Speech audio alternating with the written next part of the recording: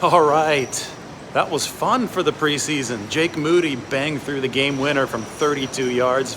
The 49ers to beat the Broncos 21-20. And guess what? Trey Lance led the winning drive. So on two accounts, 49ers breathing easy leaving this game, right? Trey Lance, rough outing last week, looked a whole lot better today. Had a shaky start today, but got better as it went along. And Jake Moody, he missed an extra point early on today, which led to even more hand-wringing after the two field goal misses last week. But Moody from 32, ice in his veins. I'm sure the 49ers were really happy to be able to give him that shot to win the game. But how about Ronnie Bell? 7 catches, 114 yards.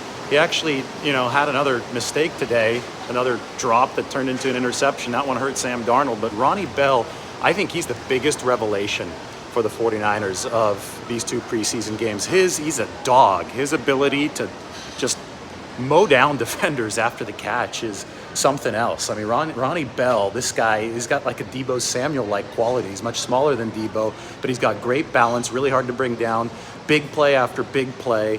And the huge one on the game-winning drive was a 43-yarder. And Trey Lance, with those intermediate passes, he throws strikes. And that one, the Ronnie Bell, that was a catch and run for 43 yards, was huge for the 49ers.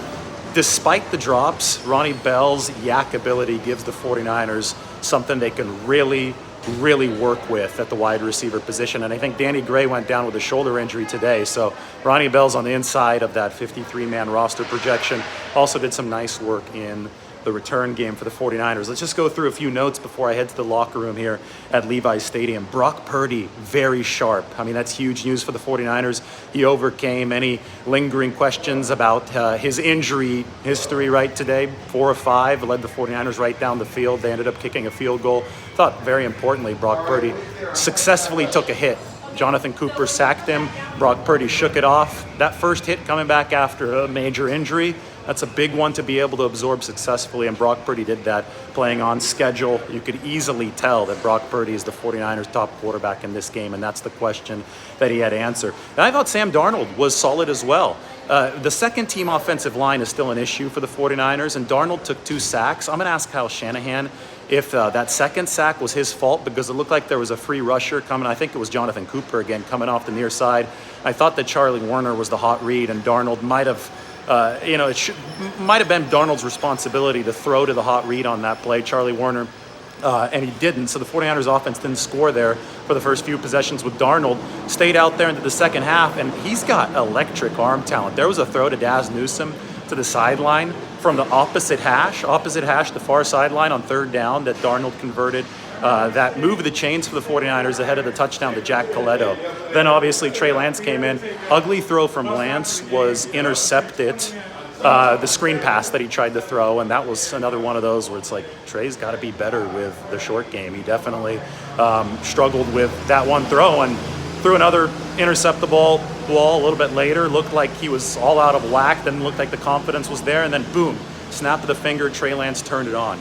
Really nice intermediate throw after really nice intermediate throw. I thought the pocket presence was good down the stretch. Yes, it was a 4th quarter game against third stringers, but at the very least it makes next week on Friday against the Chargers that much more interesting. I don't know how much Brock Purdy's going to play, but I do know the 49ers want to continue to look at Sam Darnold and want to continue to look at Trey Lance as much as possible. For Lance, it's more about establishing the higher floor, right? It's less about the ceiling for Trey Lance and more about the floor, because that's how quarterback 2 is going to be decided. Kyle Shanahan doesn't want the offense to fall off of a cliff as soon as you move on from Brock Purdy, in case you do have to make that move to the second quarterback. So the 2 turnover-worthy plays today from Trey Lance were concerning, but again, he caught fire moving down the stretch for the 49ers, which was really important for his confidence, for the 49ers' confidence.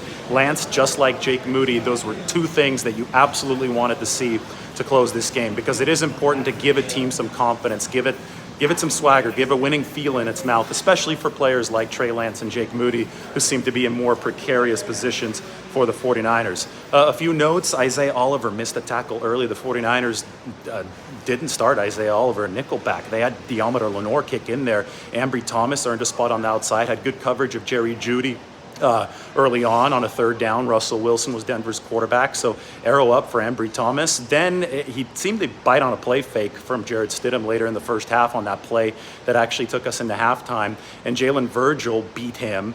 And Taylor Hawkins, the safety, didn't come over the top in time. But Jair Brown, who started at safety today for the 49ers with Deshaun Gibson getting a vet day off, they let the rookie Jair Brown play today. He delivered the touchdown-saving tackles. So that's 2 games, 2 touchdown-saving tackles for the 49ers rookie safety, Jair Brown. Then D. Winters, 49ers rookie. That was impressive. Did you guys see on the play where you saw Ben DiNucci, who was the third-string quarterback for the Denver Broncos, running, trying to go for a first down near the pylon? D. Winters, 49ers rookie linebacker, 6th-round pick, bolted from the middle of the field.